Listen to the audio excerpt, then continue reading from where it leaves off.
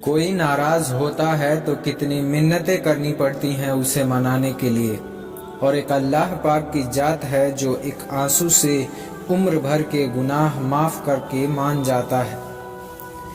ہمیشہ الحمدللہ کہیں اور یاد رکھیں کہ آپ کی زندگی ہزاروں لوگوں سے بہتر ہے۔ ایک مسجد کے دیوار پہ لکھا تھا، اگر تم گناہوں سے تھک گئے ہو تو اندر آ جاؤ، خدا کی رحمت تمہارے انتظار میں ابھی تک نہیں تھکی ہے۔ اخلاق سے بات کرنا پریشانی سے نجات ہے، کیونکہ انسان پر سب سے زیادہ مصیبتیں اس کی زبان کی وجہ سے آتی ہیں۔ پوری زندگی بدلنے کے لیے ایک سچی توبہ کافی ہوتی ہے۔ اللہ ہماری زندگی کو ایسی توبہ کے ساتھ اپنی رضا کی طرف موڑ دے۔ توڑ کر رب کی حدوں کو ہر کوئی ایک دوسرے سے پوچھ رہا ہے، زندگی میں اتنی بے چینی کیوں ہے؟ سچائی اور نیکی کا راستہ دشوار ضرور ہے، لیکن منزل بہت خوبصورت ہے، اور برائی کا راستہ بہت آسان سہی لیکن منزل تباہی ہے۔ اگر تمہیں ذرا بھی اندازہ ہو جائے کہ اللہ پاک تمہارے معلومات کیسے درست کرتا ہے تو تمہارا دل خوشی سے پھٹ جائے گا۔ احسان یہ ہے کہ اپنے رب کے سامنے کھڑے ہو جاؤ، اس یقین کے ساتھ کہ میرا رب مجھے دیکھ رہا ہے اور میں اپنے رب کو دیکھ رہا ہوں۔ صبر کریں، بہترین وقت بھی آئے گا، بے شک مشکل کے ساتھ آسانی ہے۔ زندگی آزمائشوں کا سمندر ہے، کسی سے لے کر آزمایا جاتا ہے تو کسی کو بے تحاشا دے کر آزمایا جاتا ہے، بس کہیں صبر اور کہیں شکر کی آزمائش ہے۔ زندگی میں جب انسان کو ہدایت مل جاتی ہے تو وہ یہ نہ دیکھے کہ وہ کیا کر چکا ہے، بس وہاں سے راستہ بدل لے۔ زندگی میں پریشانی کا ایک ہی حل ہے، اللہ سے بات کریں، اللہ سے مانگیں، اللہ پر چھوڑ دیں اور اللہ پر بھروسہ کریں۔ جب انسان اپنی غلطیوں کا وکیل بن جاتا ہے اور دوسروں کی غلطیوں کا جج، تو پھر فیصلے نہیں فاصلے ہو جاتے ہیں۔ اپنے رب پر ہمیشہ بھروسہ رکھو، کیونکہ اللہ وہ نہیں دیتا جو تمہیں اچھا لگتا ہے، اللہ وہ دیتا ہے جو تمہارے لیے اچھا ہوتا ہے۔ شکر ادا کرنے کی وجہ نہیں ڈھونڈنی چاہیے، بلکہ عادت ڈالنی چاہیے، کیونکہ شکر گزار لوگوں سے اللہ بڑی محبت کرتا ہے۔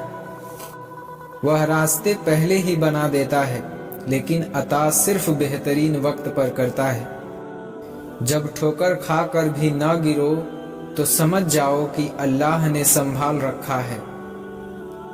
یقین رکھو اللہ کی رحمت اور اپنی دعاؤں پر، وہ ارحم الراحمین ہے، تمہارے حق میں بہترین فیصلہ دے گا۔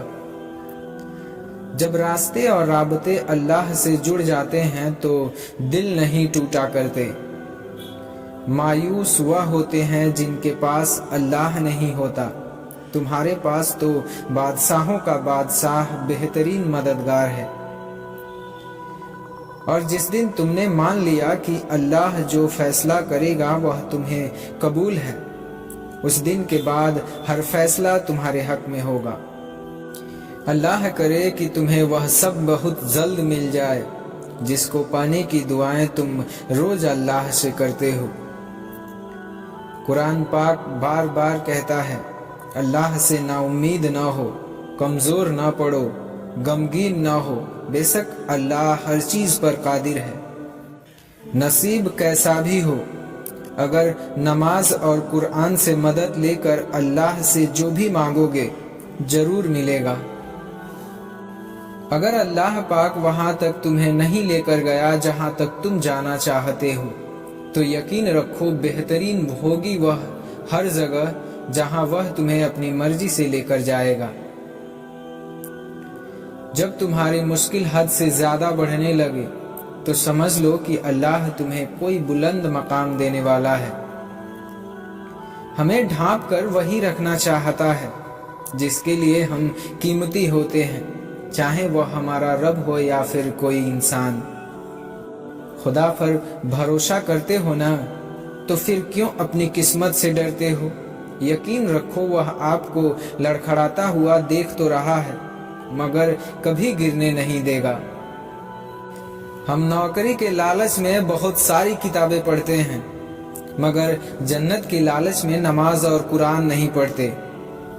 और जिस दिन अल्लाह तुमसे राजी हो जाएगा, उस दिन तुम अपनी आंखों से अपने नसीब का बदला देखोगे और फिर खुश हो जाओगे। लोगों से डरना छोड़ दो, इज्जत अल्लाह देता है, लोग नहीं।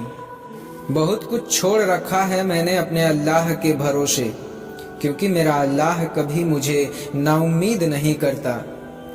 तुम बस अल्लाह पर यकीन रखो, कैसे मिलेगा यह सोचना तुम्हारा काम नहीं है। तुम नमाज पढ़ने लग जाओ, यकीन मानो अल्लाह ताला तुम्हारी सारी मुश्किल हल कर देगा। जब रब से कुछ मांगो तो रब को ही मांगो, क्योंकि जब रब तुम्हारा है तो सब कुछ तुम्हारा है।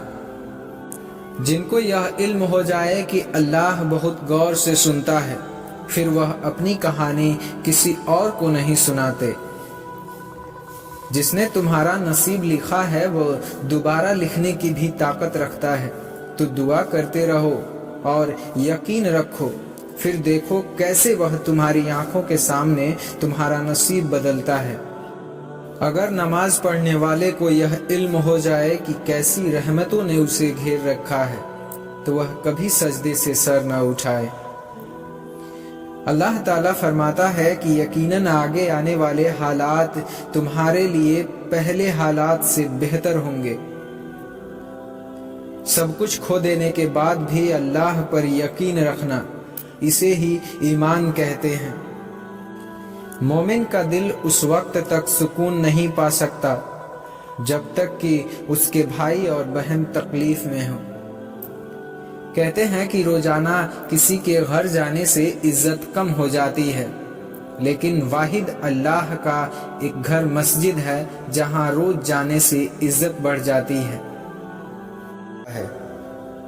या रब, मुझे जिन हाथों ने दुआ मांगना सिखाया है, उन माँ बाप को हमेशा सलामत रखना, और फिर तुम दूसरों को माफ करना सीखो।